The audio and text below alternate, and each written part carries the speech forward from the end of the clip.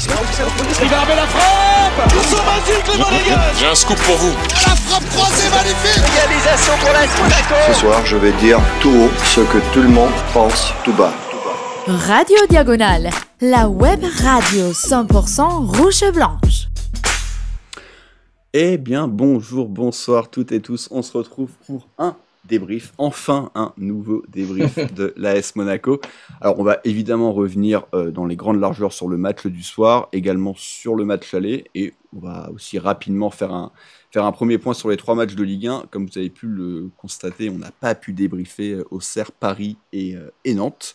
Des petits problèmes évidemment de disponibilité également liés au fait que les matchs maintenant sont sur DAZN et que c'est un peu plus compliqué pour certains dont moi de les voir dans des bonnes conditions. D'ailleurs je n'ai pas vu les 3 derniers matchs de Ligue 1, donc je vais vous laisser Flo en parler. Et d'ailleurs voilà, pour débriefer quand même ce qui fait corps de cette émission, cette élimination malheureuse en barrage de Ligue des Champions contre Benfica, je serai avec Flo, que vous avez, pour ceux qui ont suivi ces live commentaries sur YouTube et Twitch des 2 matchs, Flo.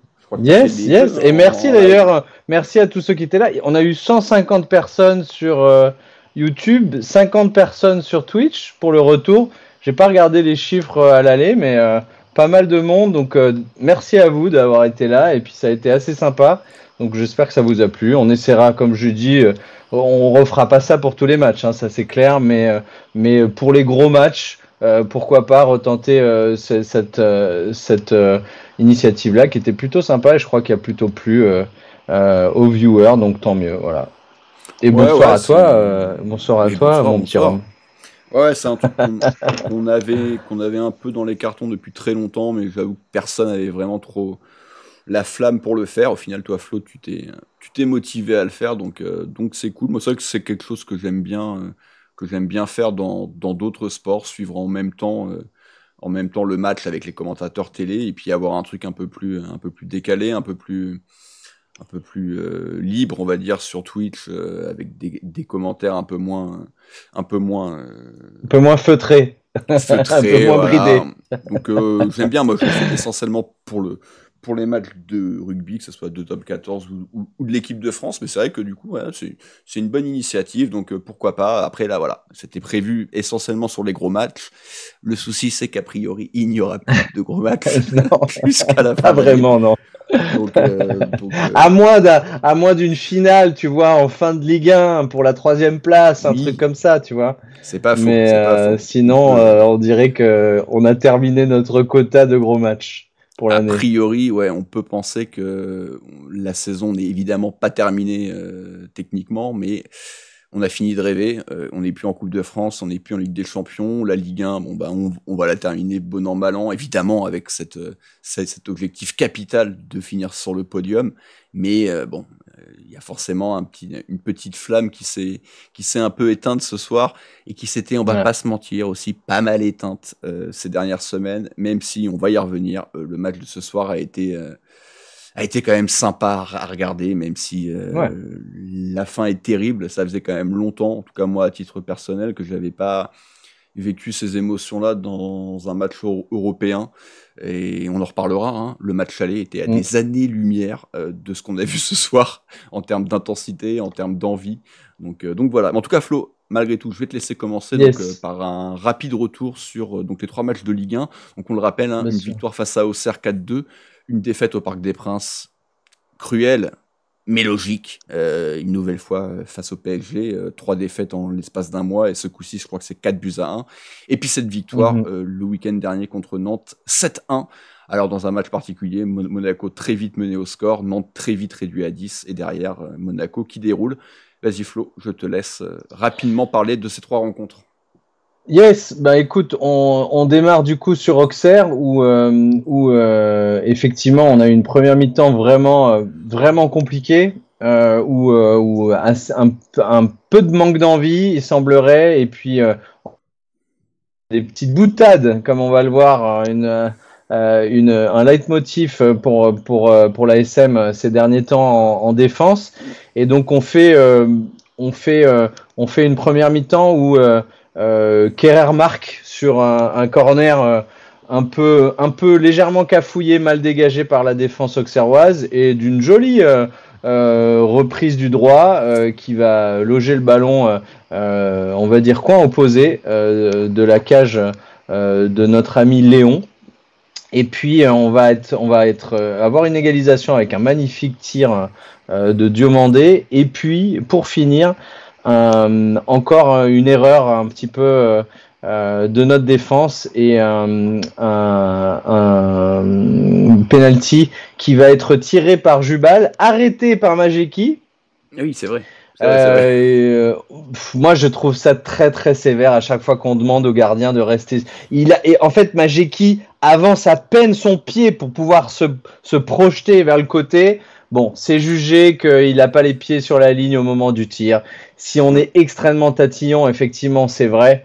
Après, je trouve que cette règle est bon. En tout cas, il faut bien qu'il y ait une règle et qu'il la fasse respecter, on va dire. Donc, il retire le penalty. Et là, pour le coup, il tire plein centre. Et Majeki se fait battre parce qu'en fait, il lui dit vas-y, tu retires au même endroit. Allez, chiche. Il lui fait un clin d'œil. Et non, Jubal retire pas au même endroit.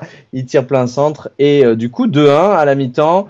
Et la deuxième mi-temps, qui va être vraiment un peu le jour et la nuit, où il va pas y avoir une énorme domination de Monaco, mais en fait une domination très claire, c'est-à-dire qu'on démarre la mi-temps avec un Biarrête qui va marquer son triplé, donc son premier triplé avec nous, le plus rapide triplé, je crois un des 3 plus rapides triplés en Ligue 1 de ces 25 dernières années. En à peu près 8 ou 9 minutes. Donc un petit décalage, une course dans le cœur de la surface, et il va juste ajuster Léon sur sa gauche avec un plat du pied à ras de terre. Le deuxième, je crois que c'est un petit cafouillage où c'est Caio Henrique qui met un centre, et puis ça c'est repris par Biarrette qui, on va dire, gâte son duel avec le défenseur, mais c'est un peu dévié et ça touche le poteau et ça rentre. Et le troisième, ça va être Mbodo qui le lance dans l'axe. Il dribble Léon là pour le coup, et Biarrette finalement conclut dans le but vide. Donc voilà, Biarrette qui aura fait fort sur son troisième match finalement, mais il avait déjà marqué contre Rennes. Et on va le voir, donc Paris, on va en parler très rapidement. Globalement, vas-y. C'est un match dans lequel on a des occasions, mais où on est vraiment trop faible, notamment défensivement. Et puis on sent que Paris peut accélérer un peu quand ils veulent, et ils maîtrisent. Alors on est à 1 partout après le joli but de Zakaria dans le premier quart d'heure. On a Vitinha qui marque au bout de 6 minutes. Mais finalement, tout le long du match, on se fait pas trop d'illusions. Même en première période, ils sont au-dessus, même si on revient au vestiaire à 1 partout. Et ça finit 4-1 avec Gvara qui met son premier but et un doublé de Dembélé. Voilà. Rien à dire sur ce match. Le gouffre entre Monaco et Paris est toujours bien là. tu voulais... Non, mais en fait, parce que pour le coup, ce match, je l'ai un peu vu. Vu. J'ai bien vu une bonne demi-heure, mais non, parce que je disais Dembélé, oui, qui subitement le mec s'est transformé en Ronaldo Prime, quoi. Je sais pas ce qui lui arrive, mais alors très bonne nouvelle, hein, juste s'il pouvait nous faire ça en équipe de France, même si c'est con parce que cette année il n'y a pas de compétition internationale, parce que bon, la Ligue des Nations c'est bien beau, mais on s'en bat un peu voilà. Ouais. Mais oui, contre Paris, en fait, ce qui est terrible, c'est que malgré tout, sur les dernières saisons, on était avec Lyon, si je dis pas de bêtises, une des rares équipes quand même à de temps en temps, même plus que de temps en temps, à les battre, à les mettre en difficulté.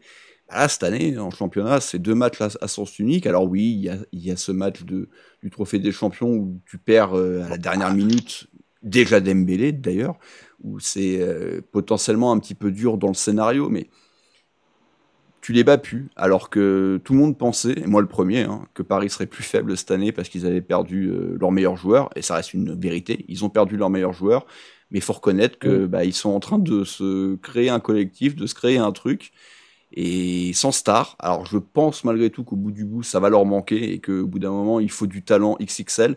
Alors peut-être que Dembélé va être ce talent-là, mais j'ai quand même du mal à y croire que ça tienne jusqu'au bout. Mais force est de reconnaître que on n'est peut-être pas loin d'avoir le meilleur PSG de l'ère QSI, alors que tout le monde pensait que ça serait l'inverse.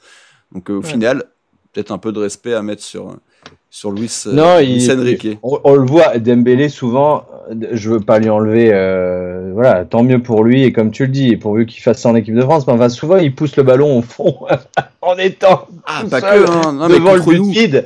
C'est-à-dire que c'est une équipe qui dribble à peu près toute, qui dribble et qui détruit techniquement l'équipe adverse jusqu'à ce que Dembélé pousse le ballon au fond. Donc, est-ce qu'il va devenir serial buteur? Je sais pas. Ça semble pas être son profil jusqu'à présent. C'est sûr que non. Et est-ce qu'il va le devenir? J'en sais rien. Je pense qu'il retire les fruits de la surdomination de cette équipe qui a quand même une qualité technique juste hallucinante de A à Z. Je veux dire, il y a que Donnarumma peut-être et encore, il peut mettre 2-3 au pied. Il est quand même pas complètement dégueu. Donc voilà, je pense que tu as raison. Après, c'est un peu, pour revenir au match, c'est un peu cher payé Cadrin. Soyons sérieux, parce que au compte des tirs, il y a 16 tirs à 9. On a quand même beaucoup de grosses occasions, au-delà du but. Donc voilà, c'est un match qui aurait pu finir 4-2 ou 3-1 ou 3-2, bref. Mais 4-1, c'est peut-être un peu sévère. Ce que je veux dire, c'est que dans la maîtrise technique, il n'y a pas photo. On a senti, tu as raison, souvent on les a fait douter ces dernières années, il n'y a pas eu de doute. Pour moi, tout le long de ce match, tu sais que tu vas perdre, malheureusement. Donc c'est vrai que c'est une vraie différence par rapport aux saisons précédentes. Mais voilà, il y a un esprit collectif peut-être plus important, qui est peut-être pas incarné par Dembélé d'ailleurs, mais Dembélé en retire les fruits de cette, on va dire, de cette solidité collective que Paris n'avait peut-être pas toujours. Et voilà, au final, il n'y a pas photo. Et ce match de Nantes, là encore, assez spécial, assez spécial parce qu'évidemment, carton rouge pour les Nantais à la 8e minute. But évidemment juste avant. Sur un décalage avec un Mawissa qui se fait juste déposer par notre ami Mathis Ablin. Donc Mawissa, qu'on croyait quand même, la vitesse c'était peut-être pas forcément son point faible, mais on sent que c'est pas non plus toujours son point fort, notamment contre des attaquants qui en ont moindrement de la vitesse. Donc but d'Ablin juste sur un décalage de Simon, qui toujours un bon petit joueur, ce Simon qui reste à Nantes. C'est presque, je trouve ça presque bizarre que ce gars-là ait jamais fini en Angleterre ou quoi, parce que il y a quand même un brin de talent chez ce gars-là. Et d'ailleurs, il nous a fait pas mal la misère sur ces 15-20 premières minutes. Et donc, ils prennent effectivement un carton rouge, mais ils sont à deux doigts de mettre 2-0. Il y a un poteau, non, c'est ça ? Oui, il y a un poteau. Je veux dire, on n'est pas du tout bien sur l'ensemble, en tout cas sur, on va dire, les 20-30 premières minutes. Et puis, finalement, en fin de mi-temps, double but pour l'ASM avec encore notre petit Danois, notre petite bière danoise, la petite biérette. Donc c'est Caillot qui lance Minamino et qui va mettre au premier poteau. Biérette qui fait une course parfaite, qui va fumer Palois, c'est-à-dire il court vers le second poteau, Palois sait pas trop quoi faire, hop, je cours vers le premier poteau, je coupe, et ça passe sous le gardien, sous notre ami Lopez, qui va sur le deuxième but faire une... Comment s'appelait faire une Ruffier ou faire le gardien stéphanois, tu sais, qui était un peu toujours pour les caméras. Jeannot. Stéphanois. Oui, Jeannot, exactement, qui va nous faire une Jeannot. Et d'ailleurs, il y a un peu de Jeannot dans l'idée. Lopez, c'est un peu le même genre de profil. Tu dis ça à un pur Lyonnais comparé à un Stéphanois, c'est dur là ce que tu es en train de faire. Oui, c'est dur. C'est dur, mais finalement dans le profil des gardiens. Donc là, on a une superbe Camara qui envoie un très bon ballon à Minamino quand même, qui saute deux lignes défensives et Minamino superbe course. Mais en gros, Minamino la reprend instantanément du pied droit et elle vient vraiment juste au-dessus de notre ami Lopez. Il y avait juste à mettre à la rigueur les deux mains pour être sécuritaire, ou je ne sais pas, le point ou quoi au caisse. Alors il fait une espèce de manchette et il se rate complètement. Et donc la manchette voilà, la belle manchette pour les photos, mais au niveau de l'efficacité, c'est pas ça.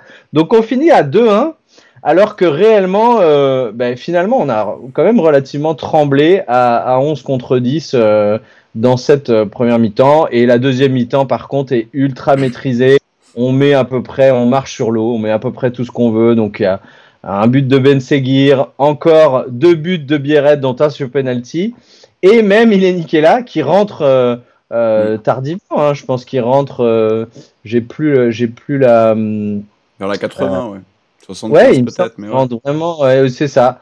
Peut-être un peu plus tôt, mais en gros, il fait 25 minutes, on va dire, peut-être un petit peu plus, mais qui met quand même 2 buts sur son entrée, sur un bon échange avec Zakaria et Caio.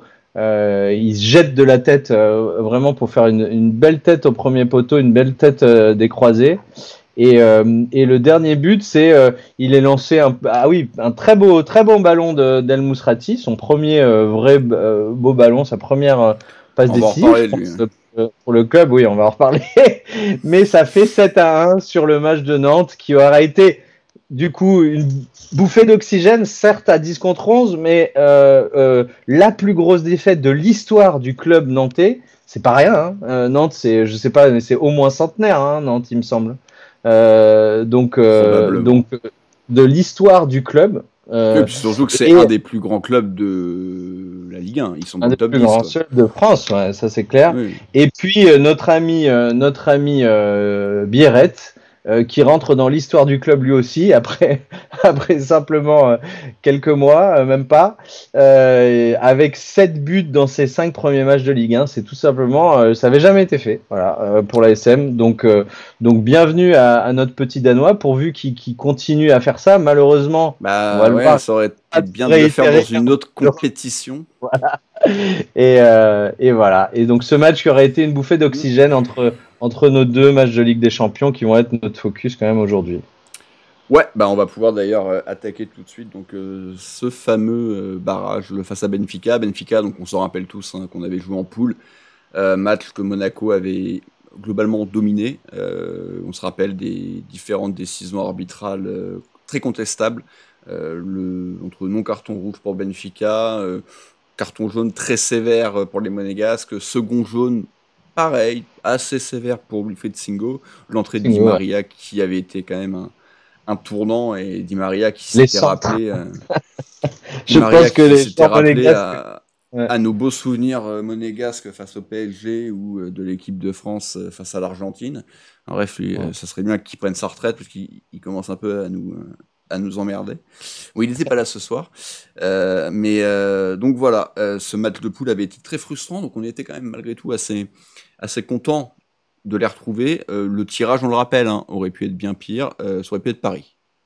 Alors au bout du bout, on est éliminé, hein, mais il faut quand même se rappeler du moment du tirage. C'était une chance sur 2 de prendre le PSG. Je pense que clairement contre Paris, on avait 0 chance de passer, surtout contre le PSG actuel.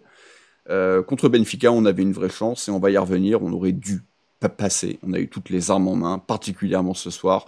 Malheureusement, encore une fois, on a fauté parce que la défense, voilà, moi, c'est mon cheval de bataille depuis des années. Je m'en fous de marquer 4 buts, je m'en fous de marquer 5 buts. Le plus important, c'est pas en prendre dans tous les sports. C'est la défense qui te fait gagner, à part si vraiment tu as une attaque exceptionnelle. Ce soir, on pourra critiquer toujours l'attaque, les différents ratés de Mbolo en premier lieu. Mais à partir du moment où tu prends 3 buts, où tu n'es même pas loin d'en prendre un 4e, parce que le dernier penalty est pas sifflé, c'est un peu au bon vouloir de l'arbitre, hein. Je pense que si tu as l'arbitre du match de poule, il y a penalty sans hésitation. Donc ce n'est pas normal, et le match, tu le perds là ce soir, et la qualification, tu la perds défensivement, et certainement pas offensivement, même si, on y reviendra, Mbolo a trop raté. J'aime pas, Flo, de cette double confrontation. Tu peux en avoir un pour chaque match, ou tu peux en avoir un global. Comme tu veux, je te laisse commencer. Bah, je vais avoir un j'aime et deux j'aime pas. Alors, je vais rebondir sur ce que tu as dit, donc ça serait très court. Mon j'aime, c'est l'attaque, mon j'aime pas, c'est la défense. Voilà, donc ça, c'est bref. C'est bref. Et mon autre j'aime pas, c'est que j'aurais aimé, on en a parlé dans les lives, je l'ai dit dès le début, avant le coup de sifflet initial du match aller, qu'il fallait être roublard, qu'il fallait avoir du sang-froid, qu'il fallait être clinique, c'est-à-dire et être simple dans notre manière de jouer, ne pas se faire embourber par les benfiquistes et parce que on savait que c'était une équipe hargneuse, c'était une équipe qui allait nous la jouer à l'envers mentalement, et puis aussi un petit côté physique, un petit côté voilà, je sais pas si ça tchatche, mais ça doit, je suis sûr qu'Otamendi c'est pas le dernier à te remonter, à te retourner la tête pendant un match. Et donc j'aurais aimé à ce qu'on montre plus de sérénité, plus de sang-froid, plus de calme. C'est sur ce genre de match-là que des joueurs peuvent vraiment s'épaissir de ce côté-là. Malheureusement, ça ne s'est pas fait, et on va le revenir sur les détails des matchs. Donc mon autre j'aime pas, c'est le fait que voilà, il n'y a pas eu de vrais changements, de vraies prises de responsabilité, de vraies prises de charisme chez nos joueurs qui honnêtement en auraient bien besoin. Ouais. Alors moi, mon je l'aime, c'est bon, je l'ai dit en début d'émission, c'est globalement le match de ce soir qui a quand même été un match très sympa. Et surtout ce soir, on a eu soit la confirmation, soit la naissance de deux joueurs qui feront, je pense, deux excellentes carrières. On y reviendra sur les top flops, mais moi j'ai clairement deux joueurs à mettre vraiment loin devant tout le monde ce soir. Par contre, mon je l'aime pas, c'est évidemment ce match aller, désastreux, une première mi-temps apathique, où il s'est absolument rien passé. Je le rappelle, malgré tout, Benfica c'est faible, et c'est ça qui est terrible en fait, c'est que t'es pas battu par une équipe qui est forcément meilleure que toi, t'es battu par une équipe qui est un peu roublarde, qui garde le ballon, qui est très efficace, mais surtout qui profite, et grand bien leur face, de nos erreurs. Mais ce match aller était vraiment affligeant, contrairement au match de ce soir, et forcément, mon deuxième j'aime pas, c'est nos errances défensives, c'est nos cadeaux défensifs. Alors là, il n'y avait pas Salisu ce soir, donc on va pas pouvoir lui taper dessus. Mais c'est global, quoi. C'est qu'en fait, tu sais jamais d'où ça va venir, c'est jamais le même. Alors Singo faisait son retour, est-ce que c'était une bonne idée de le mettre titulaire? Il a plutôt fait le job en deuxième mi-temps. Mais en première mi-temps, il y a eu quand même beaucoup d'erreurs, dont la première erreur qui amène le but, même si Caio Henrique aussi a le droit de défendre son second poteau.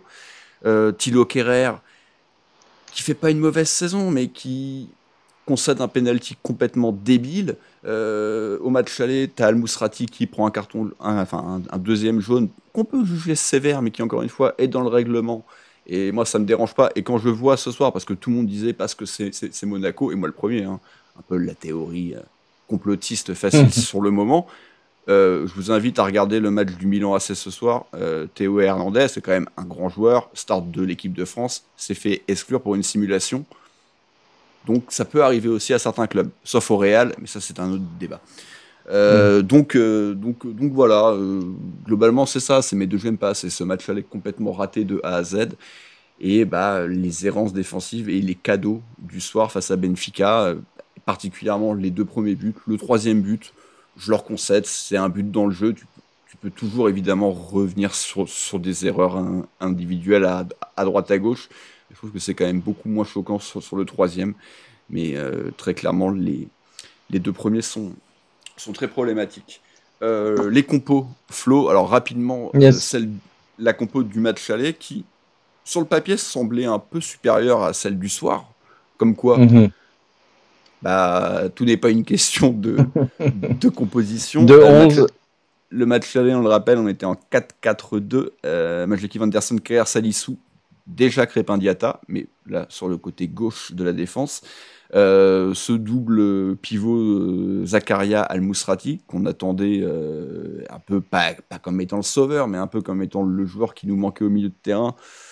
Pour l'instant, c'est raté. Akliouche Golovin, et donc cette doublette Embolo-Biret, globalement, est-ce que tu étais surpris? Alors, encore une fois, c'est un peu compliqué parce qu'on revient à un match qui maintenant date d'il y a 6 jours, mais est-ce que c'est la compo que tu attendais de nouveau jouer avec 2 attaquants déjà? Et puis les différents choix individuels, Crépin Diatta préféré à un, alors je vais vérifier, hein, mais oui, Caio Henrique et Ouattara étaient bien sur le banc. Oui, sur le banc. Non, c'est ça. Après, quand on regarde les matchs précédents et quand on regarde, alors bon, ce soir c'est un peu compliqué de dire ça, mais voilà, c'est que il y a aucune sécurité à gauche sur notre ligne défensive et honnêtement, Crépin Diatta sur les derniers matchs, c'est presque le meilleur. Il fait le meilleur des 3, même si on englobe Mawissa qui peut jouer à gauche et qui est des fois sur le côté gauche en défense centrale. Bon, donc c'était, on va dire, surprenant. Moi, Al Mousrati quand même titulaire, ça m'a relativement surpris parce que là, tu as aussi Magassa et Camara sur le banc. Moi, je pensais que Camara démarrait. Je sais plus s'il était blessé ou diminué, il me semble pas. La Camara, alors je t'avoue que j'ai plus exactement en tête, mais ça me paraît bizarre, il est même pas rentré, donc de mémoire, c'est que devait y avoir un truc, hein, parce que c'est pas possible.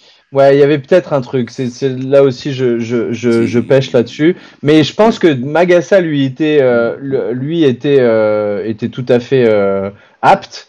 Donc bon, démarrer Al Mousrati qui avait fait qu'un seul petit bout de match, qui avait paru correct, on sentait le gars qui joue simple et correct, on va dire. Bon, c'était relativement surprenant. Ça c'est sûr. On n'a pas recruté Patrick Vieira. Et donc pour moi c'était le point le plus surprenant. Après 4-4-2, on alterne entre 4-2-3-1 et 4-4-2 sur les derniers matchs. Donc ça c'est pas trop surprenant dans un match à domicile où tu dois essayer de prendre un certain avantage pour le match retour. Ça me semblait plutôt bien, avec un Biret qui venait de mettre son triplé, un Mbolo qui peut bien jouer en pivot et tout. Donc la compo était correcte. Mousrati, peut-être... Non, il venait pas de mettre son triplé, il sortait du PSG. Il sortait du PSG, mais il avait mis le triplé avant. Oui, le PSG en mettant... on enlève le PSG. Oui, ça nous arrange bien, d'enlever le PSG. Oui, si on pouvait l'enlever sur toute la saison. Mais la compo était... Garcia, ça. Comme tu l'as dit, la compo était tout à fait correcte et malgré quelques absences, un Salissou qui était de retour, donc c'était un peu le bas qui blessait sur les derniers matchs, avec un Mawissa qui avait fait l'intérim, donc Salissou devait nous apporter une certaine solidité en défense centrale. On va voir que pas exactement. Sur le but, c'est vrai qu'on y reviendra, mais il est potentiellement un petit peu fautif. Après, on a revu tous les fameuses images VAR au millimètre. Là, pour le coup, on est vraiment au millimètre. C'est qu'en fait, à 5 cm près, le mec est hors jeu et puis on n'en parle plus. Mais bon, bref. Alors, pour le coup, mais c'est dans son geste. Ouais, vas-y. Non, mais je suis d'accord. Alors, pour le coup, la compo du soir, alors là, il y avait du bricolage à faire parce qu'on le rappelle, Monaco était décimé, là on peut le dire, au milieu de terrain. Donc, Al Mousrati, Zakaria suspendu, carton rouge d'Al Mousrati sévère. On n'y reviendra pas trop, parce que maintenant c'est vieux. Voilà. Il s'est fait exclure. Il était suspendu ce soir. Zakaria, un carton jaune. Bon, j'attends toujours l'image, moi, qui me prouve qu'il touche Otamendi, mais bon, suspendu. On l'a l'image et il ne le touche pas.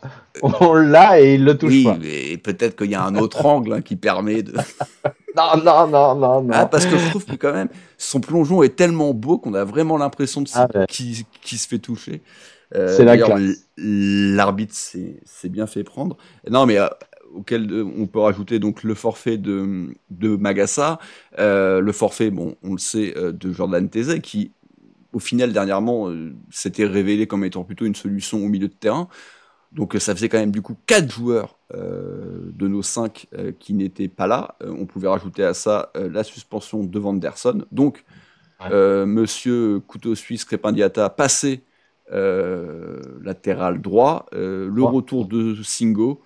Alors je l'ai dit tout à l'heure déjà, est-ce que c'était vraiment une bonne idée de le faire débuter? Alors encore une fois, Singo, il n'y a aucun problème. Pour moi, c'est un de nos 3 meilleurs joueurs. Mais est-ce que c'était pas un peu rapide de le mettre titulaire dans un match de Ligue des Champions ? Bah, ce soir, on a vu qu'en tout cas en première mi-temps, ça a été très compliqué, même si en seconde, j'ai pas grand-chose à lui reprocher, en tout cas de mémoire. La compo du soir, du coup, t'en as pensé quoi, Flo ? Encore une fois, il n'y avait pas 150 solutions. Je pense qu'en fait, le seul truc qui a un peu choqué les gens, c'est que Biret, qui là, pour le coup, sortait d'un triplé, n'était pas titulaire. Je pense que c'était ça, en fait, la grosse surprise de ce 11. Ouais. Et Golovin aussi était absent. Putain, Golovin blessé, mais en gros, c'était je pense que c'était Minamino fait des matchs intéressants, donc c'était peut-être entre Ben Seguir et Biret, mais est-ce que Minamino plus bas fonctionne ? Minamino, on le voit, quand il est relativement haut, c'est là où il est le meilleur, 9,5, ce genre de poste, en tout cas, et là on était plus dans une structure où on allait avoir besoin, alors en gros on jouait en ligne de 5 derrière, on avait un Camara tout seul, Akliouche, Ben Seguir, plus ou moins sur les côtés, mais qui devait un peu se recentrer, aller chercher éventuellement les côtés s'il y avait besoin, se recentrer. Et dans ce rôle-là, je pense qu'il voyait pas un Minamino, il voyait plus un Ben Seguir. Après Ben Seguir, dans l'aspect défensif, bon quoi. Et puis Akliouche aussi, on va pas leur jeter la pierre. C'est pas là-dessus qu'on les attend, mais disons que je pense qu'il y a eu cette réflexion-là, mais effectivement, c'était bizarre. C'était pas bizarre. Ça pouvait surprendre compte tenu du triplé, encore une fois, à Nantes de Biret, mais je pense qu'il le gardait a fortiori comme joker. Moi, ce qui me faisait le plus peur, alors c'était de savoir comment aller jouer Singo après un mois d'absence. Je te suis, et même j'ai envie de dire que même sa deuxième mi-temps, moi, je l'ai pas trouvé incroyable. En fait, tout son match, c'est un des pires matchs de Singo sous les couleurs de la SM. C'est pas exécrable parce que le type a tellement un niveau de base au-dessus que c'est pas exécrable, mais c'était quand même c'est presque Kerrer qui sur les deux matchs, c'est presque Kerrer qui garde la maison à peu près, qui garde à peu près les fondations, et c'est pas peu dire quand même, parce que Kerrer c'est un bon petit joueur, mais quand c'est ton meilleur défenseur, ça prouve que quand même t'as pas énormément à côté. Moi, ce qui me faisait peur, c'était Camara tout seul au milieu. Et on va voir qu'il a fait un taf, surtout que sur les derniers matchs, c'est pas incroyable sur ses entrées, sur les matchs qu'il a fait ces derniers temps, on le voit pas ultra décisif, on le voit pas omniprésent dans la récupération. C'est plus le Camara qui arrive à Monaco et qui fait des très bons matchs quand il arrive. Donc moi, mon plus gros point d'interrogation, c'était ça, Camara tout seul au centre, parce qu'on réfléchissait, on se disait, est-ce qu'il va mettre Akliouche un peu plus centré, parce qu'Akliouche, avec les espoirs, a joué dans des milieux à 3 un petit peu plus recentré. Est-ce qu'il va mettre un jeune, un Koulibaly par exemple, qui a fait pas une entrée complètement dégueulasse contre Nantes? Après, on s'entend, c'était à 3, 4 ou 5-1, je sais plus. Mais c'était la grosse question de cette compo. Finalement, il met Camara tout seul au centre. Je pense, avec une petite consigne envers Ben Seguir et Akliouche, c'est-à-dire essayer d'aider le pote une fois de temps en temps, ce qu'ils ont fait, on va dire, plus ou moins. Mais voilà, Camara qui va faire, on en reparlera, mais qui fait un gros match en étant tout seul dans le cœur du jeu, quoi. Ah bah oui, moi quand je parlais de deux joueurs qui ont fait des matchs de très très haut niveau, il est évidemment de ces deux-là. Maintenant les matchs à proprement parler, donc encore une fois, le match aller, honnêtement, on ne l'a pas débriefé, mais est-ce que vraiment il y a grand-chose à débriefer de ce match aller? Flottant, Monaco n'a rien proposé. Moi, je me suis vraiment fait chier comme rarement devant un match. C'est quand même un match de Ligue des Champions à élimination directe. Alors, c'est que le match aller. Ça n'a jamais complètement la même saveur qu'un match retour, quel que soit le score, quel que soit l'écart à rattraper ou à conserver. Il n'empêche que ce match aller est une honte, presque, j'ai envie de dire, de A à Z, parce que t'as en plus une belle équipe sur le terrain. Il te manque Singo, ok, mais sinon t'es au complet. Après, c'est des choix. Bon, il y a toujours évidemment l'histoire avec Balogun, mais bon, Balogun, maintenant on le sait, c'est saison blanche ou pas loin. Donc tu es au complet, tu joues une équipe de Benfica contre laquelle tu dois avoir les crocs parce que tu t'es quand même bien fait enfler au match aller, en poule.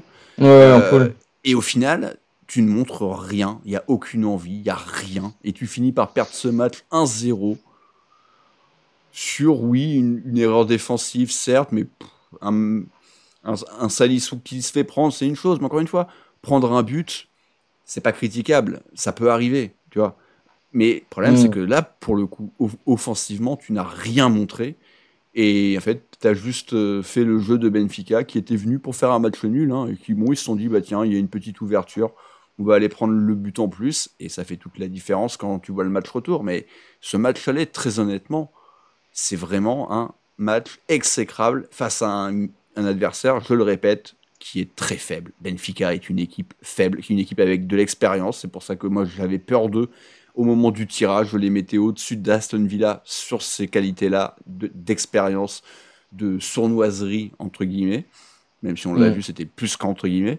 Mais c'est une équipe quand même assez faible, qui ne propose pas grand-chose, surtout privé d'un Di Maria ce soir, mais au match aller, il était là, il est sorti assez tôt, de mémoire, je crois qu'il se répète dès la première mi-temps.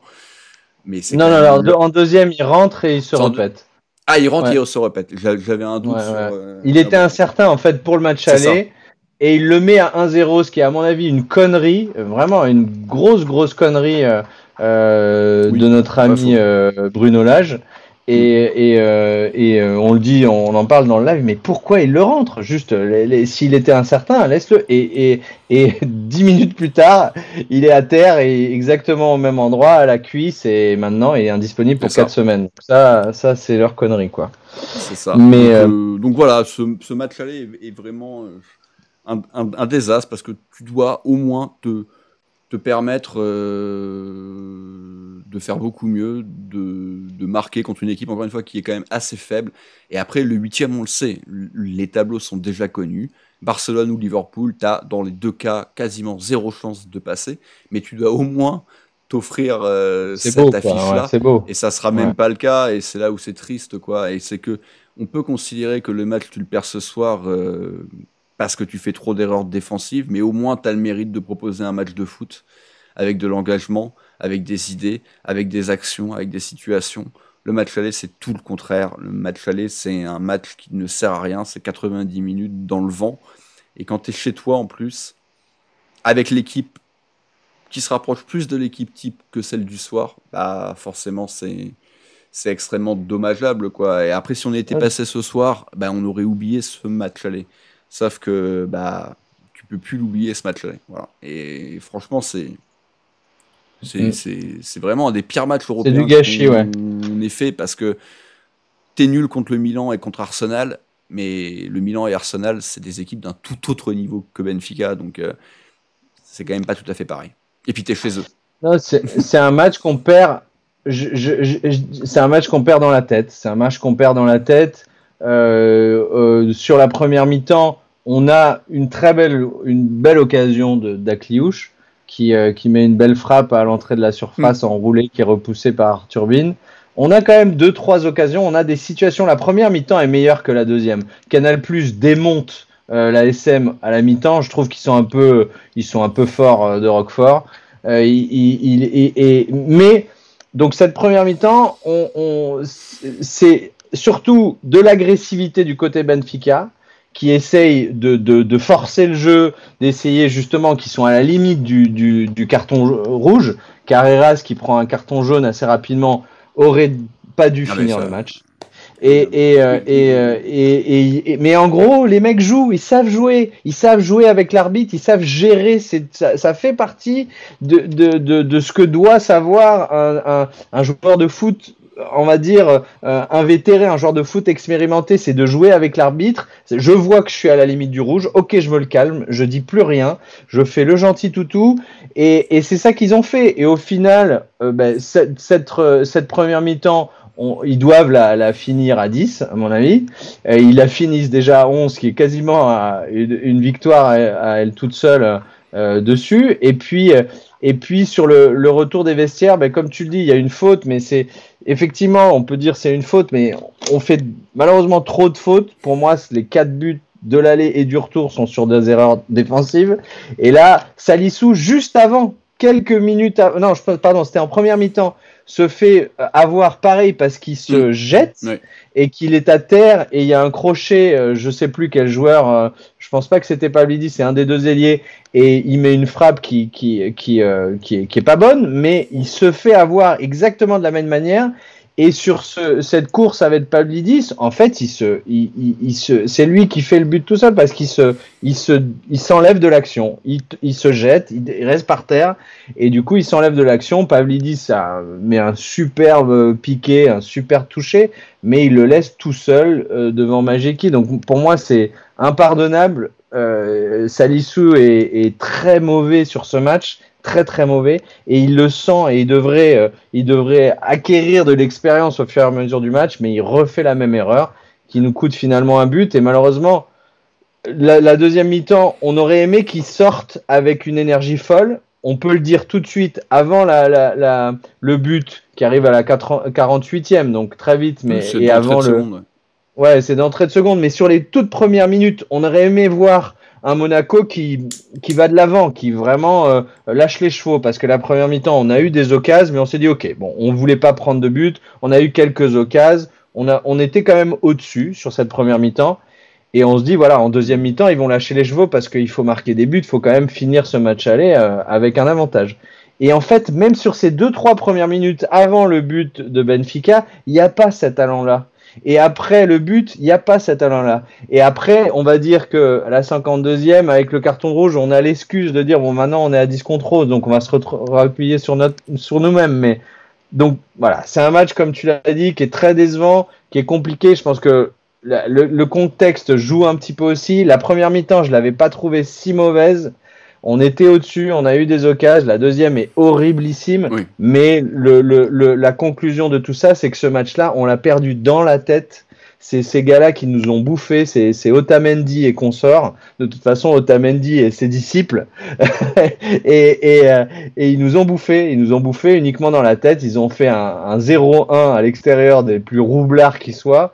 Et voilà, comme tu le dis, pas une équipe avec full de talent. Ils ont 2 bons ailiers, un bon buteur, et derrière c'est rude, c'est collectif, c'est solidaire certes, mais voilà.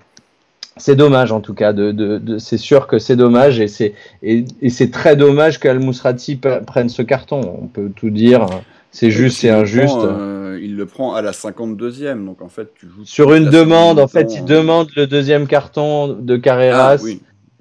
Et qui aurait dû le choper en première. Il a raison, foncièrement il a raison, mais c'est compliqué de lui jeter la pierre presque, parce que je trouve que il fait juste le geste du carton, l'arbitre est juste pas content de cette petite protestation, lui met le deuxième jaune. Voilà, c'est un concours de circonstances qui est chiant, Ouais, en fait, ce qui est bon, au final, on va revenir dessus, c'est vrai. Au final, ce qui est chiant, c'est pas tant. Moi, ça me dérange pas en fait qu'ils prennent un carton jaune sur ça. Même, je suis pour, parce qu'en fait, les arbitres de foot, ils ont pas assez d'armes. Moi, bon, c'est un autre débat, mais je serais pour le carton jaune de 10 minutes. Ça, c'est un autre débat, mais je trouve que ça serait une bonne chose. Mais je trouve que les arbitres ne se font pas assez respecter au foot, que trop de joueurs viennent les faire chier. Et là, en l'occurrence, Al Musrati, c'est vrai que c'est quand même assez léger. Après, on ne sait pas ce qui s'est passé. On ne sait pas ce qui s'est passé avant. C'est pour ça qu'encore une fois, la sonorisation des arbitres, ça peut être intéressant pour savoir exactement. Parce que c'est peut-être, en fait, ça fait peut-être 50 minutes en fait qu'il lui casse la tête à Al Musrati de toutes les 2 minutes. Mais non, mais c'est encore une fois, tu le sais pas non plus. Donc ça fait peut-être 50 minutes qu'il vient tout le temps lui parler, qu'il vient tout le temps lui dire et là, vous avez pas eu ça, vous avez pas vu ci, vous avez pas vu ça.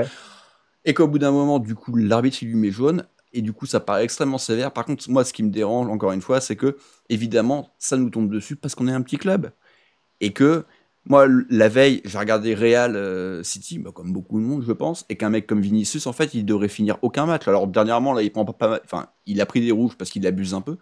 Mais c'est exactement, tout le monde a en mémoire, évidemment, des Verratti ou quoi, qui viennent limite tête contre tête avec les arbitres et qui ne prennent rien. C'est ça qui est anormal en fait. C'est pas Al-Mousrati qui prend un jaune qui est anormal et donc un carton rouge, c'est que c'est à 2 vitesses. Maintenant on le sait, on est une petite équipe et c'est malheureusement un peu le cas dans tous les sports. Voilà, encore une fois, moi en rugby j'ai la chance d'être pour Toulouse et ça tombe souvent à mon avantage quand il y a des situations comme on est la grosse équipe, on est un peu moins sanctionné, on a un peu plus de passe droit.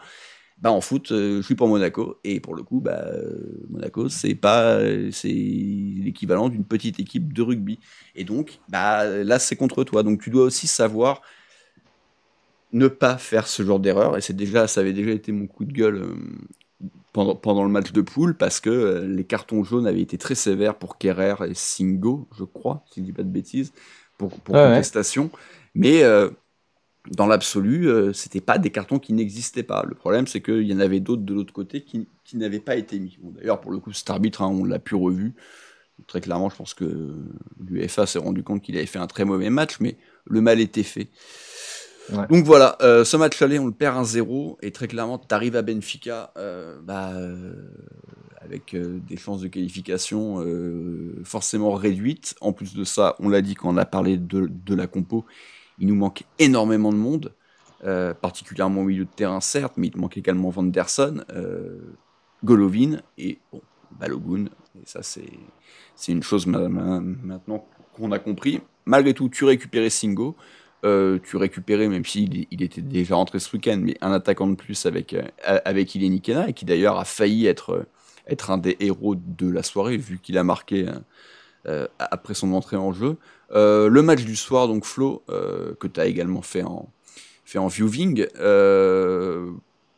pour le coup, c'est un match à la fois extrêmement sympa, mais à la fois tellement représentatif de ce qui est trop souvent Monaco. Mais là, on a eu vraiment le mix des deux, à savoir une équipe globalement intéressante, globalement dominante, qui se procure énormément de situations, qui marque 3 buts, mais qui a quand même la place d'en marquer un peu plus avec un peu plus de qualité de finition. Faut reconnaître aussi que le gardien de Benfica a été catastrophique, parce que le premier et le troisième but, excusez-moi, mais si c'est les nôtres qui le prend, on a beaucoup de mal à accepter ça, et à juste titre.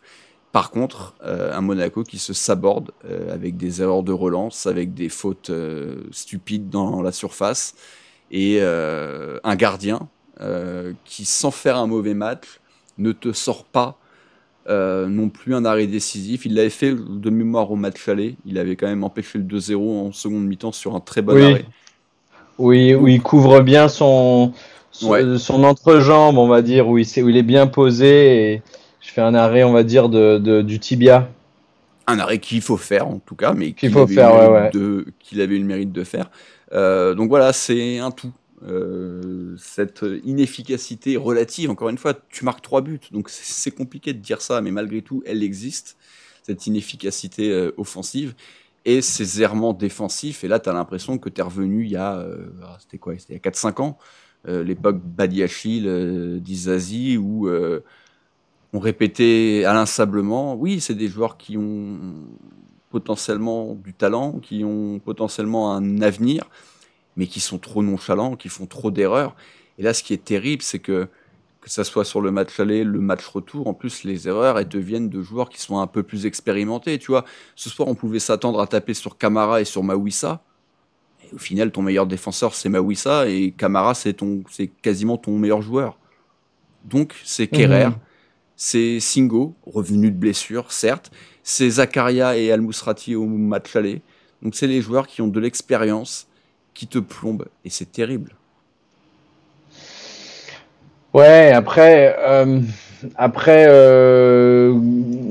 Kerrer, c'est sûr, est fautif sur le penalty. Si on enlève cette action-là, il fait quand même un assez bon match aller-retour.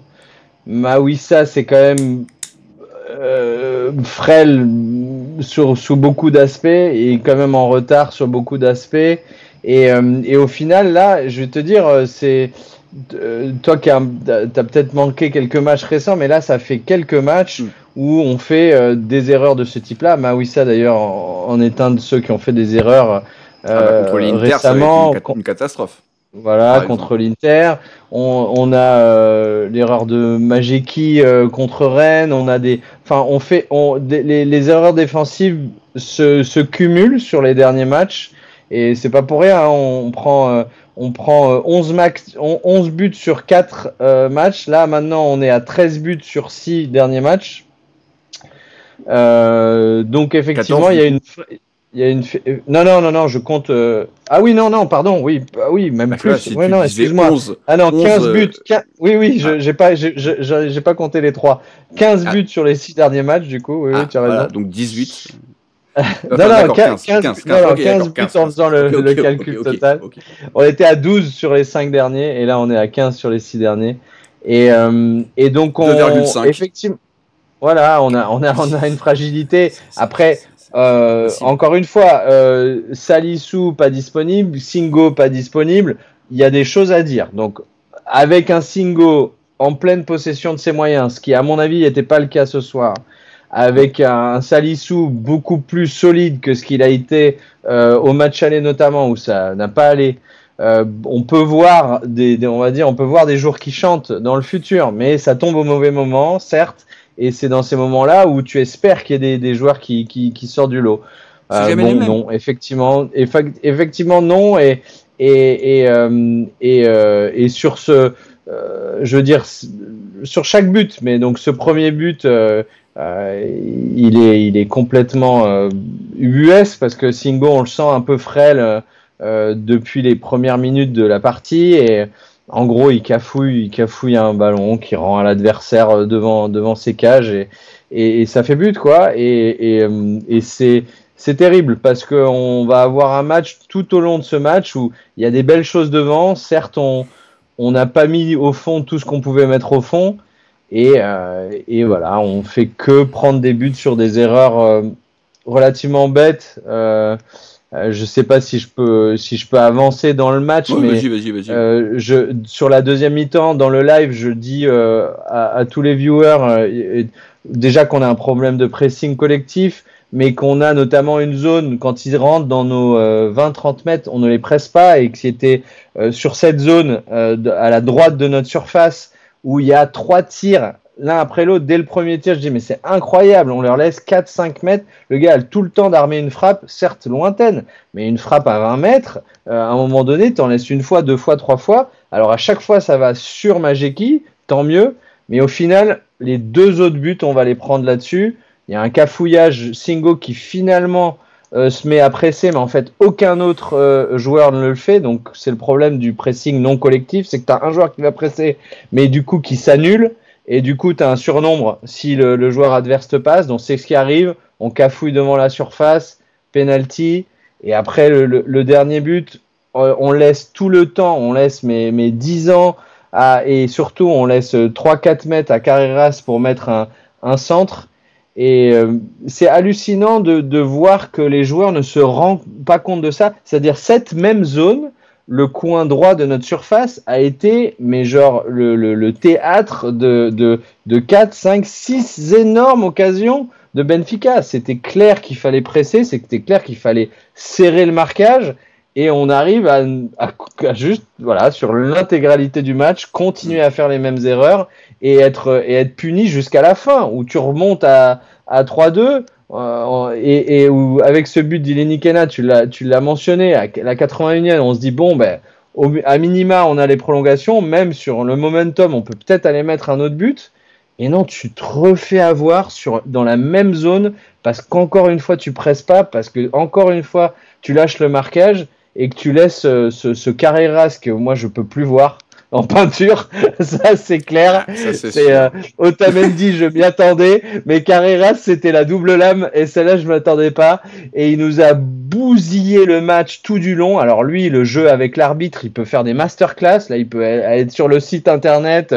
Il devrait venir à Monaco. Oui, s'il fait ça contre Liverpool ou Barcelone, il va se faire sanctionner.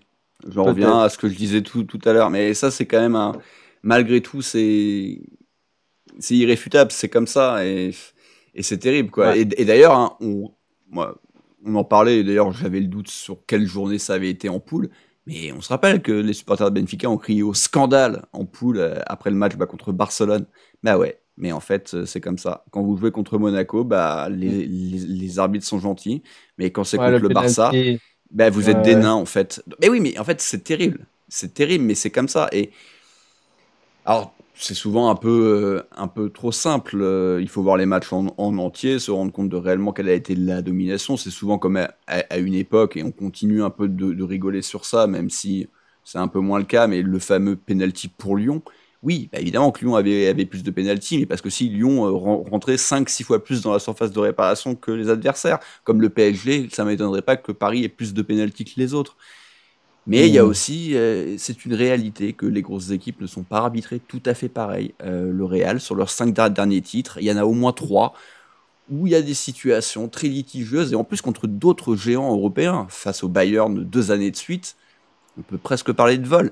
Et c'est comme ça. L'année dernière, encore, ce but refusé parce que l'arbitre siffle un hors-jeu alors qu'il n'y a pas hors-jeu. Enfin, bref, on va pas revenir sur tout ça. Ouais. Mais Benfica, en fait, ce qu'ils ont... Et les supporters monégasques s'étaient un peu foutus de leur gueule sur Twitter. Voilà, vous avez connu ce qu'on a connu contre vous il y a 2 mois. Sauf qu'à l'époque, on ne savait pas qu'on allait les rejouer.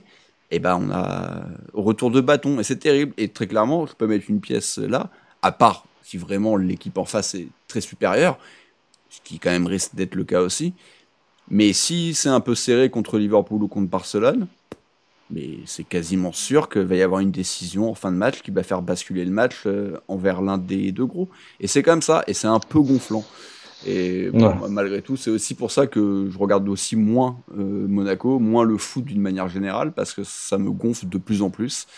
Et même si c'est comme ça, et que le match aller, encore une fois, on mérite de le perdre parce qu'on est nul, mais il y a un vrai problème sur ce... Après, le Carreras, c'est un bon exemple pour ça, parce que certes, il y a ce que tu dis, et le fait qu'il est roublard, qu'il ne prend pas son carton rouge et qui nous cause quasiment notre carton rouge, enfin, même pas quasiment, il nous cause notre carton rouge à nous. Mais il y a aussi le fait que dans le jeu, on aurait pu mieux le gérer, que sur ce 3e but, on aurait pu mieux le gérer. Donc, au-delà du fait qu'on s'est fait avoir mentalement par son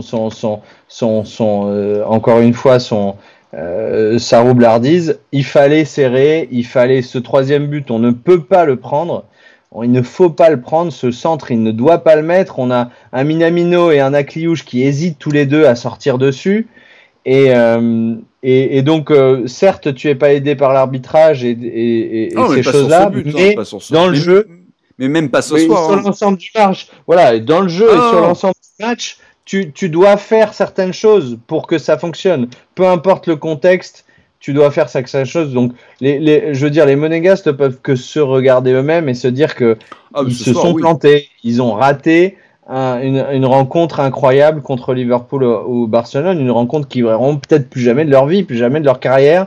Et c'est eux qui l'ont raté. C'est pas l'arbitrage ou Carreras ou Otamendi. Non. Ah non, mais c'est une certitude.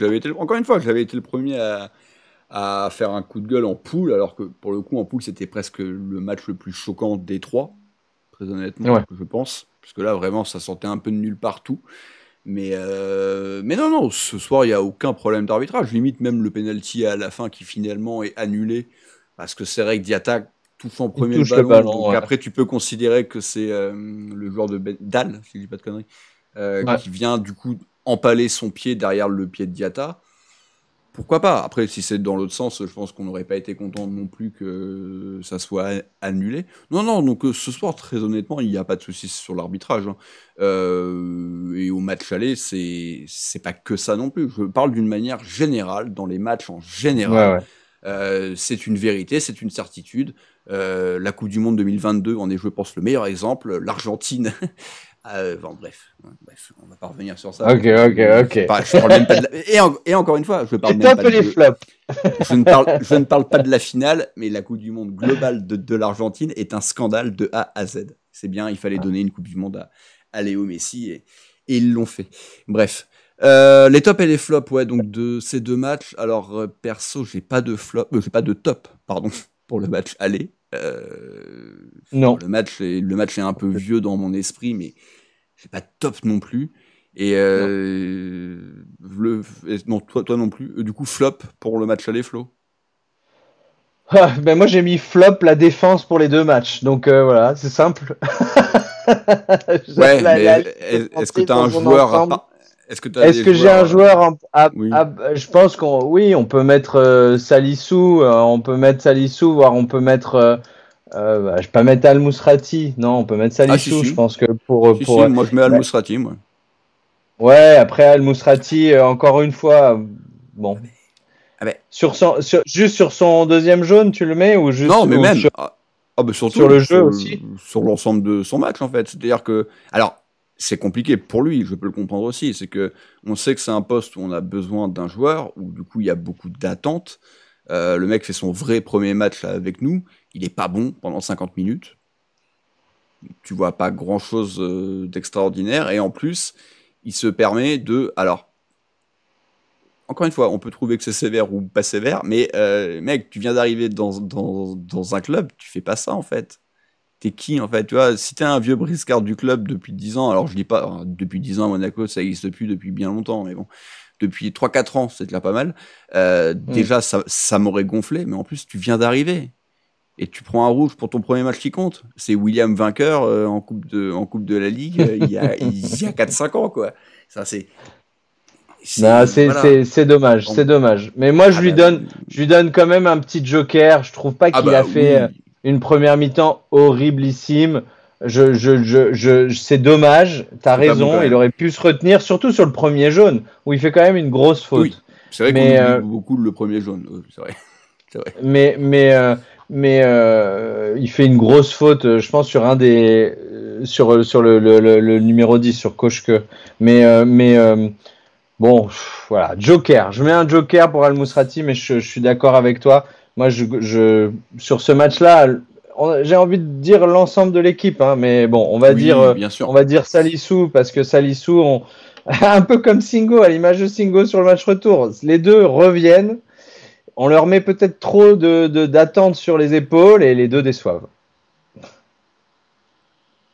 C'est vrai. Et donc pour le match du soir, donc le match du 3-3, ton top, du coup? Ouais, j'avais même 2 tops, mais c'était Minamino et Camara. Voilà. Tu es toujours là? Ouais. Je t'ai perdu. Non, je suis toujours... Mais en fait, j'étais en train de me dire, je sais plus trop où j'en étais sur les top flops, mais oui, j'aurais dû faire les flops du soir, mais bon, c'est pas très grave. Les tops, donc toi, Minamino, Camara. Alors, Camara, je plus sois. Pour moi, il fait un match de patron au milieu de terrain. Extrêmement jeune, il se retrouve tout seul. Souvent, et à juste titre, hein, on a dit que quand il n'était pas avec Zakaria, c'était forcément un peu plus compliqué. Que quand c'était avec Magassa, c'était pas une entente extraordinaire parce que 2 jeunes joueurs. Là, pour le coup, ce soir, il était tout seul.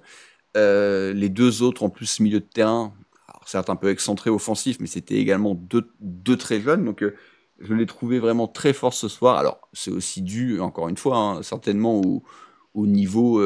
la faiblesse de l'adversaire. Ouais. De l'adversaire, c'est une certitude, mais il a fait son match. Je l'ai trouvé vraiment très bon, et c'est là où je disais que peut-être on avait eu l'éclosion d'un vrai joueur qui était capable de jouer des matchs de Ligue des Champions ce soir. Et pour moi, le deuxième, et c'est pour moi l'homme du match, il n'y a même pas de débat, c'est Marnes Akliouche.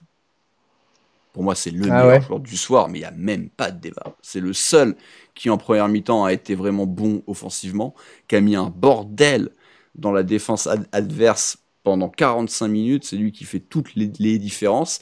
Si Mbolo a pas 2 fois les pieds carrés, que ça soit à la 5e minute et a fortiori à la 45e, c'est sur des percées d'Akliouche. C'est lui qui fait quand même l'essentiel du job sur le deuxième but. Attention, la frappe de Ben Seguir est magnifique, mais tout son travail sont des doublements avec Crépin Diatta, la manière dont il garde le ballon, dont il trouve Ben Seguir, tout est parfait. Je l'ai trouvé bon de A à Z. Alors toi, du coup, j'ai bien compris, et je peux le comprendre, tu vas revenir sur ce but, sur ce 3e but, où potentiellement, peut-être qu'il vient pas trop pressé. Oui, ok. Non, mais... pas que ça. Non, mais pas que ça. Moi, écoute, sa première mi-temps, je la trouve correcte, bonne. Et on est sur un joueur qui est dans... Mais t'imagines si Mbolo, il met ses 2 buts ou pas? Ouais, non, je suis d'accord. Mais ça, il y est pour rien. C'est-à-dire que lui, les 2 bons ballons, il les donne. Hein. En tout cas, j'ai pas du tout aimé la deuxième mi-temps d'Akliouche. Je trouve qu'il fait rien. À part le but de Ben Seguir, il fait rien. Il est cramé, le gars. Mais genre cramé de chez cramé. Ah ouais, Il n'arrive pas même plus à cramé. courir. Mais voilà, donc on n'est pas d'accord. Non, mais disons, franchement, hein. la première mi-temps, je la trouve correcte, bonne. Même s'il a fait mieux ces temps-ci, je pense, Akliouche. Il a des fois une bonne protection de balle. Il fait quelques trucs sympas. Mais sur l'ensemble du match, moi, j'avoue que je suis pas autant dithyrambique que toi. J'ai trouvé que Minamino était Non. meilleur Alors, sur l'ensemble du toi, match. pour le coup, moi, Minamino, c'est un match passable, quoi. Et d'ailleurs, on va peut-être y revenir. Pour moi, c'est lui qui devait sortir et pas Brel Mbolo. Voilà. Et je l'ai dit dès la mi-temps. non, Alors, Mbolo m'a c'est gonflé. Mbolo m'a gonflé comme rarement parce qu'évidemment, il est insupportable devant le but. Il n'empêche qu'à partir du moment où Mbolo est sorti, on ne s'est plus procuré grand-chose. Mbolo, d'une certaine manière, il pèse sur l'attaque. Et attention, encore une fois, hein, il fait pas un bon match, mais je trouve que sans priver, et en plus tu fais ranker Mika Bired qui a dû toucher le pauvre 3 ballons. Ouais. Donc, Non, et c'est là où on voit que effectivement, dans un match comme ça qui va être beaucoup plus physique, peut-être qu'Uther a eu le bon, tu vois, le bon feeling sur le fait que Biarrette aurait moins la possibilité d'exister. Et moi, je te rejoins. Mbolo, il y a des soucis à la finition, mais c'est lui qui protège le ballon pour le but de Minamino. Il est quand même très souvent au départ des actions, ou en tout cas dans l'ancrage des actions, justement dans cette idée de je garde la balle, je décale. Et il a été, comme tu l'as dit, ultra précieux. Moi, j'ai trouvé Minamino excellent dans son orientation du jeu. Je ne sais pas où tu l'as vu, qui n'était pas bon, mais il a quasiment pas perdu un ballon. Je pense que c'est un des meilleurs matchs qu'il fait avec l'ASM, même si on enlève le but. Moi, j'enlève le but. On va dire, il marque même pas le but. Je le mets pas bon. Ok, moi, pour moi, mais dans la plupart des actions, dans ces ouvertures, dans l'orchestrateur du jeu, pour moi, sur l'ensemble de ce match-là, c'est Minamino. C'est lui qui crée la passe, qui engendre les occasions. Akliouche a été dynamiteur, moins que d'habitude, beaucoup moins que d'habitude. Sur la première mi-temps, peut-être. Même sur la deuxième. Moi, je me rappelle de sa Après, il joue beaucoup. Ah bah, ouais, je sais pas. Moi, je l'ai pas trouvé fatigué, en fait. Je trouve que les 90... Alors, après, il est fatigué, évidemment, comme n'importe quel joueur qui joue 90 minutes et qui court énormément. Mais je trouve qu'il n'y a pas vraiment de... À la fin, à la fin, à partir de la 65e minute, il était plus là. Il ne courait plus. Il faisait plus de replacement défensif. Tu peux le voir, il n'arrive plus à revenir. Je peux te dire, on l'a mentionné plusieurs fois sur le live, il était cramé de chez... Après, je pense que c'est une erreur de Uther qui le fait sortir très tard à Nantes. Et incompréhensible, il fait sortir la plupart des titus à la 60e, un truc comme ça. Et bizarrement, Akliouche, il le garde jusqu'à la 80e. Il y a à ce moment-là du match, mais bon, il y a 15 minutes de plus. Oui, mais donc 15 minutes dans un match où tu mènes 5-1, où tu joues un de plus, ça change rien, quoi. C'est pas là où il s'est fatigué, quoi. Faut non, je dis pas, mais c'était surprenant de le laisser 20 minutes de plus. Non, mais surprenant. C'est risqué potentiellement, surtout par rapport à une blessure, mais c'est pas là. Par contre, il n'y a pas de question de fatigue. Dans un match que tu mènes 5-1, où tu es à 1 de plus, où l'équipe adverse, encore une fois, j'ai pas vu le match, mais je m'en doute un peu, où l'équipe adverse, du coup, fait plus grand chose, même s'il avait poussé jusqu'à la 90e. De toute façon, les mecs, ils se sont entraînés lundi, ils se sont entraînés mardi, donc ils ont couru. Bon, je pense pas que ce soit ça, mais moi je sais pas, j'ai en mémoire en deuxième mi-temps, il fait une super percée plein axe et pour moi c'est plutôt vers les 15-20 dernières minutes de jeu. Je pense qu'il y avait 2-1 pour nous à ce moment-là, où il se fait éclater à l'entrée de la surface. Pas sûr qu'il y avait faute d'ailleurs, mais c'est une intervention avec beaucoup de robustesse et d'ailleurs il est resté inter à un petit moment et il y a eu un contre derrière.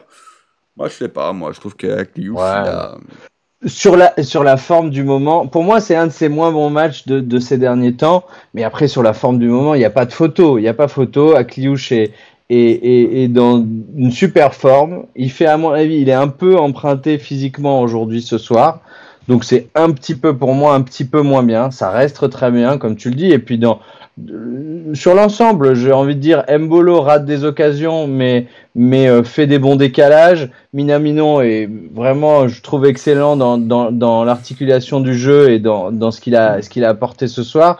Ben Seguir, c'est peut-être celui qu'on a vu un peu le moins, mais qui met quand même son but. De toute façon, nos 4 gars devant ont fait leur match. Hein, donc, il y a pas à redire. On est un peu déçus quand on voit Mbolo qui rate alors qu'il est devant la. De toute façon, tu la marques 4 cage, buts, à 3 buts. Pardon. Ouais, pas c'est 4. ça. Tu marques 3 buts, mais... donc oui, forcément, tu ne peux que marquer 3 buts à Benfica. Pour le coup, c'est une vraie belle performance. Et tu as 2-3 autres situations. Crépin Diatta, 2 fois Mbolo. C'est essentiellement quand même ces 3-là que j'ai envie de garder. Moi, je trouve que Ben Seguir, on l'a vu. Moi, Ben Seguir, je lui reproche toujours un peu pareil. C'est que c'est son côté, malgré tout, un peu. Et c'est pour ça que je préfère Akliouche. Et que, encore une fois, ce soir, je préfère Akliouche. C'est que Ben Seguir, il est quand même un peu moi, pour ma gueule. La dernière situation sur le dernier corner, au final, il arrive à se trouver une situation de frappe, mais tu as très vite compris quand il prend le ballon que de toute façon, ça va être pour lui, que les autres, ils n'existent plus et qu'il va prendre sa chance. D'ailleurs, toi, on en parlait tout à l'heure, mais celui qui fait la passe sur la frappe de Ben Seguir en tout début de seconde mi-temps, qui est un peu plein axe, mais qui est bien claqué par le gardien, c'est Akliouche qui l'a fait encore une fois. Ce soir, il peut vraiment finir le match avec 3 passes décisives, hein, voire 4. Et au final, il y en a qu'une. J'ai les notes, l'équipe, si tu veux. Ah, mais c'est sûr qu'Akliouche est bien noté. Hein. Ah, c'est la meilleure note. Ouais, mais ça, l'équipe, de toute façon, ils surfent sur la vague Akliouche, ils adorent. C'est comme Canal, c'est comme tous les médias français. Ils pourraient faire un mauvais match, ils lui mettraient 8 juste pour continuer à surfer. Non, il n'a pas 8, mais il a 7. Il a 7 et c'est la meilleure note. Et bon, encore une fois, je ne vais pas être en désaccord avec eux. Après, tu vas être plutôt satisfait parce que les autres, à 6, on a Lamine Camara, Mawissa. Donc, moi, je suis d'accord. Pour moi, ça a été le meilleur défenseur. Et Minamino. Donc, ça va dans ton sens, dans les joueurs qui ont 6. Et Ben Seguir, je l'ai oublié, qui a 6 aussi. Que je trouve ils se sont pas cassés les pieds. Qui a marqué un but. Après, ils sont pas cassés les pieds. D'un autre côté, tu vas pas non plus inventer un match. Hein. Là, pour le coup, je suis très d'accord avec leur note. Et c'est pas tout le temps le cas.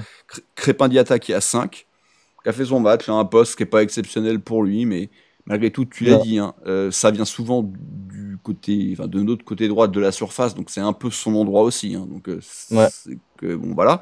Après, à 4, on a Caio Henrique et Bril Mbolo. Pour moi, c'est 2 matchs complètement différents, mais les 2 méritent 4 parce que Caio, il mérite 4 parce qu'en fait, tu le vois pas des masses et que on peine toujours à revoir le grand Caio Henrique, que il y a eu 2-3 fois où il a eu des situations de centre qui étaient quand même son immense point fort et qui ne l'est plus trop. Mbolo, moi, encore une fois, je voulais pas qu'il sorte parce que même s'il m'a gavé, j'ai failli péter ma télé quand il rate son occasion à la 45e, d'une certaine manière, c'est un joueur qui est important et en l'absence d'un Balogun, et surtout à la limite, tu le fais sortir, mais tout de suite pour faire rentrer Ileni Kena et tu fais sortir Minamino pour Biret, j'aurais pu le comprendre. Après, à 3, et on a 4 également pour Madjeki. Logique, hein, tu prends 3 buts. Bon, voilà. Même s'il y a un penalty très mal tiré d'ailleurs. Hein. Donc, peut-être moyen de faire mieux. À 3, on a Wilfried Singo. Ouais. Logique, parce qu'on l'a dit, en grande difficulté sur cette première mi-temps, avec beaucoup de relances ratées. Toujours aussi intéressant quand il est en duel dans la profondeur, où là, il fait quand même parler sa vitesse, il fait parler sa puissance, et là, il est vraiment à l'aise. Mais c'est vrai que ballon au pied, on l'a senti un petit peu emprunté, et il y a eu évidemment cette énorme erreur de relance qui a coûté l'ouverture du score. Et 2, Thilo Kehrer. Ah ouais. Alors, là, pour le coup, je trouve ça un peu sévère. Alors, Kehrer, pour le coup, c'est peut-être des passifs des journalistes de l'équipe Ouais, moi, honnêtement, les notes supporter d'équipe, du je PSG. respecte beaucoup. C'est quand même le journal de sport qu'on lit depuis toujours et tout. Mais les notes l'équipe, je trouve que c'est n'importe quoi. La plupart du temps, c'est, je sais pas comment Alors, ou attends, comment ils font ces notes, mais Je vais te dire ce qu'ils disent sur Kerrer. Plusieurs D'accord. bonnes interventions en début de match avant de couler. Il est passé par Pavlidis sous l'ouverture du score, même si la responsabilité incombe avant tout à Singo. Il commet l'irréparable en ratant le ballon, mais pas le pied d'Orntz, je sais pas comment ça se dit ça, Orntz dans la surface à la 72e, et lâche le marquage sur le 3e, ce qui est une réalité aussi. Tu te rappelles le 3e, on peut gueuler sur le fait qu'il n'y ait pas beaucoup de pressing. Excuse-moi, mais Kerrer qui lève les bras en mode « c'est bon », alors qu'il y a un mec qui arrive juste derrière lui. Alors, tu peux aussi te dire que Majlecki doit peut-être sortir avec un peu plus de virulence. Ouais. Potentiellement, il y a aussi le risque qui est penalty. Mais il n'est pas non plus tout blanc sur ça, Kerrer. Sur le penalty, très clairement, c'est une faute qui est débile parce qu'à aucun moment, il peut avoir le ballon. Et surtout, même s'il peut l'avoir, en fait, c'est débile parce que le mec est dos au jeu et fait une passe rentrée. Donc ça ne sert à rien de vouloir intervenir. Donc le penalty, c'est quand même une énorme erreur. Et bon, ils disent sur le premier but, ouais, sur le premier, il faudrait que je revoie. Après, ils le disent bien. C'est surtout Singo qui fait l'erreur. Mais c'est vrai que malgré tout, il y a un centre qui passe devant toute la défense et que potentiellement Kerrer et Caio Henrique sont. Alors après, deux encore. Alors, deux, je trouve ça sévère. Mais malgré tout, et ça, c'est une manière de noter que moi, je comprends. T'as un statut. C'est le capitaine. Je pense que qu'assez largement, c'est le joueur qui a le plus de matchs de Ligue des Champions avec nous. Enfin, avec nous. Tout court en Ligue des Champions, parce je pense qu'il en a joué un paquet quand même avec le PSG. Et je ne vois pas qui d'autre dans l'équipe peut avoir plus de matchs de Ligue des Champions que lui, parce que tous les autres, je pense que c'est limite leur première campagne européenne, en fait, cette année. Alors que Kerrer en a quand même certaines. Donc, je peux comprendre aussi que tu sois un peu plus sévère parce que de par son statut, bah, c'est censé être un peu ton taulier. Et après, je te rejoins, moi j'aime bien Kerrer, je trouve qu'il fait plutôt une saison intéressante. Mais tu vois, c'est un peu pour ça qu'en début de saison, j'avais pressenti que Golovin serait mon énorme déception de l'année parce qu'en Ligue des Champions, bah, il passerait pas le cap. La vérité, c'est qu'il ne l'a pas passé. Alors, il n'était pas là ce soir, mais quand il était là, il n'a pas été bon. Et quand il a fallu qu'il soit là, comme ce soir, il n'était pas là. Donc, tes patrons, tes leaders, que doivent être Kerrer, que doivent être Golovin, que doivent être Zakaria. Surtout. On peut le mettre aussi dans le même panier, je suis d'accord, même si, encore une fois, on le rappelle, hein, il n'est pas là ce soir parce qu'il fait une faute imaginaire. Qui n'existe pas. Mais il se fait avoir, il ne faut pas y aller. N'y va pas, vas-y pas sur Otamendi, n'y va pas, juste n'y va pas. Donc voilà. Monaco est donc éliminé de cette Ligue des Champions et ça fait chier parce que on le disait en début d'émission, maintenant il reste plus grand chose. Il reste la Ligue 1 évidemment, aller chercher cette 3e place. Pourquoi pas la 2e, même si je pense que Marseille maintenant a vraiment trouvé une vraie solidité. Voilà, Rabiot, Højbjerg, Greenwood, c'est quand même 3 recrues qui ont complètement changé leur équipe, donc je pense que ça sera compliqué, mais bon, on peut en tout cas espérer. Il faut le jouer. Il faut l'espérer, exactement. À l'heure actuelle, si je dis pas de conneries, on est 4e parce que Nice nous est repassé devant, mais c'est une histoire de goal average, donc ça peut aller vite. Mais Nice n'a plus non plus de compétition. Mais c'est ça qui est à la fois terrible et à la fois super, c'est que dès le match de samedi, c'est un match énorme contre Lille, qui nous talonne.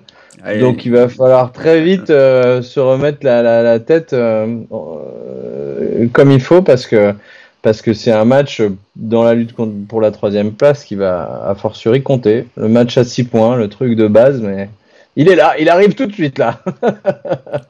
On va pas se mentir, ça sent pas très bon quand même, mais bon.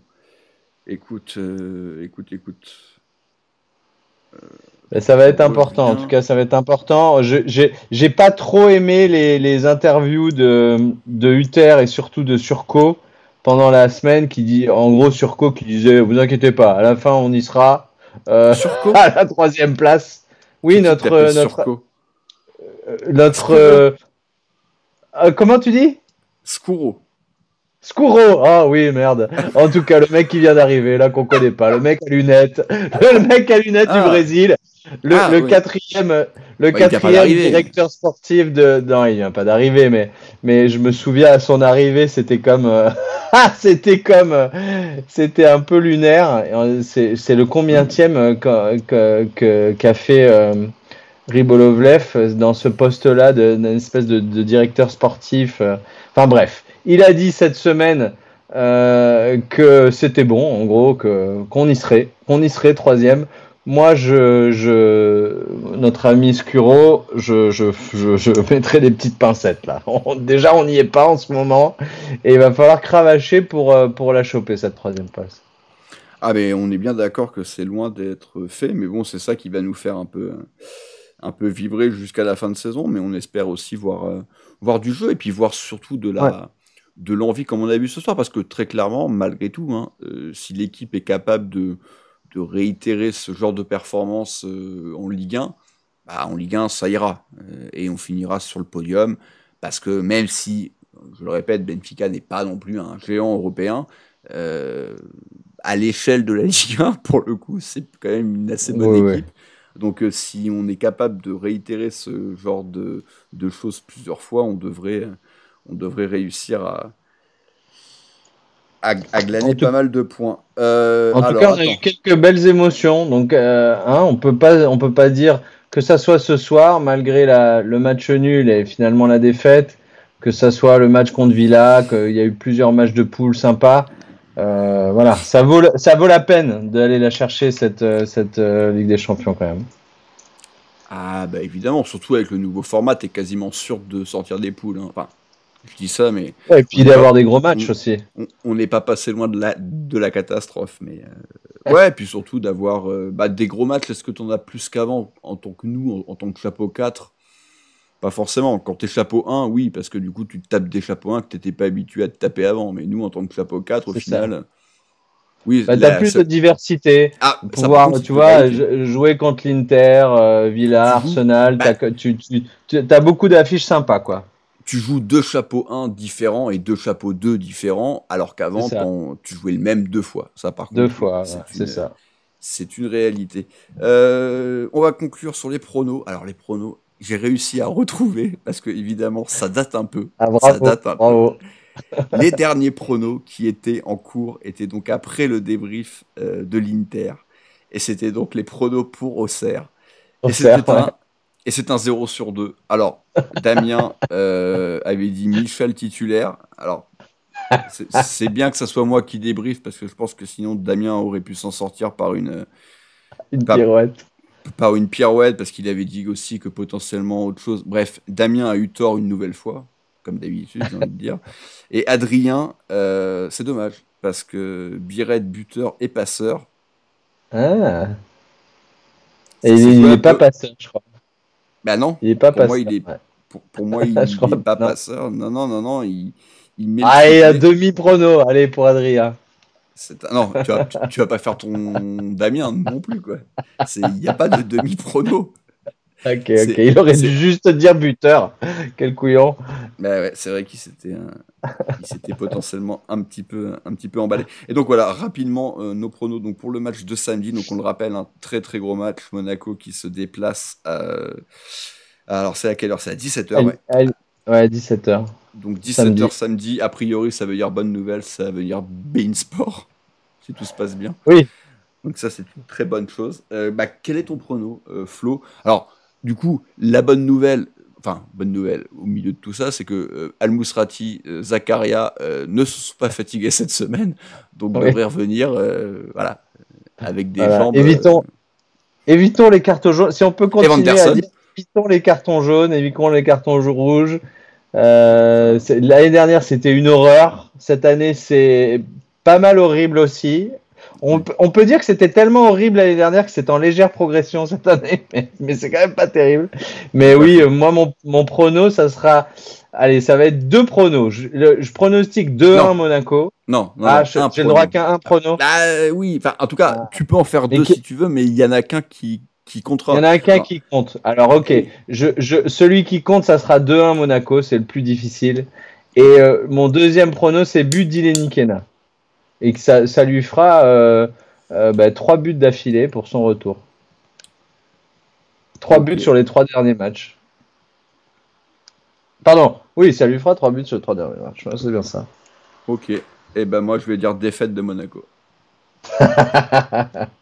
Ah non, mais écoute, j'ai évidemment envie de me tromper, hein, mais aller à Lille, c'est très compliqué. Je pense que malgré tout, l'équipe là a pris un coup sur la tête, et ce qui est logique, hein, parce que tu vas pouvoir te les bouffer, parce que t'aurais dû éliminer Benfica et tu l'as pas fait. En plus, on a une équipe jeune, malgré tout. Et ils seront frais. Ils avaient plus d'Europe. On n'a pas grand chose à jouer non plus. Enfin, si, évidemment que t'as le podium à jouer, mais c'est quand même pas la même motivation que si t'étais encore au cul du PSG. Et puis on l'a vu surtout l'équipe, hein. Elle a eu aucune motivation en Coupe de France. Elle a eu, on va dire, des sautes de motivation en Ligue des Champions, et on l'a vu au match aller. Et puis voilà. Et là ce soir c'était un peu mieux, mais c'était surtout trop tardif. Donc j'ai peur qu'à Lille ça ne passe pas. Donc ouais, défaite de Monaco. Je pense pas non plus qu'on va prendre une tôle, hein, mais en plus avec toutes nos errances défensives, une équipe de Lille qui marche bien, qui a encore gagné ce week-end face à Rennes dans les derniers instants, mais qui a fini par l'emporter. Ouais. Donc ouais, je nous vois ça bien va être perdre. compliqué. Ça va être compliqué. Après, ils ont perdu contre le Havre chez eux la fois d'avant, mais ils étaient encore en LDC à cette époque-là, donc. Ils sont toujours en LDC, Flo, hein, techniquement. Ils sont en 8e. Ah oui, parce qu'ils sont passés, mais oui. Mais ce que je veux dire, c'est qu'ils n'ont pas eu de match là les 2 dernières semaines, et voilà. Et on est d'accord, mais eux, ça jouera probablement pour samedi, quoi. C'est pour ça que ce que je disais tout à l'heure, c'est que le podium, Nice, eux, et si je dis pas de bêtises, ils sont également éliminés en Coupe de France. Je crois qu'il reste plus que Paris, hein, comme grosse équipe, et Brest. Enfin, savoir est-ce que Brest est une grosse équipe, ça c'est un autre débat, mais en Coupe de France. Et donc eux ils sont dans une autre situation, alors que Lille, ils jouent la Ligue des Champions, et on verra qui ils vont prendre en 8e. Je sais plus du tout quel était potentiellement leur tirage, mais ils auront à minima 2 matchs à jouer de plus. Et voilà. Et nous verrons. En tout cas, voilà. Merci Flo donc, de m'avoir accompagné pour ce débrief, un peu double débrief, avec également un petit retour sur les matchs de Ligue 1. On verra si on peut vous proposer un débrief pour le match de ce week-end. Moi, je ne pourrai pas. Ça, c'est une certitude. Peut-être le dimanche, mais en tout cas pas le samedi. Donc on verra si on peut vous proposer ça. Merci Flo de m'avoir accompagné. On se retrouve donc certainement, en tout cas on l'espère, ce week-end. D'ici là, portez-vous bien et Dagemunegu. Et bisous.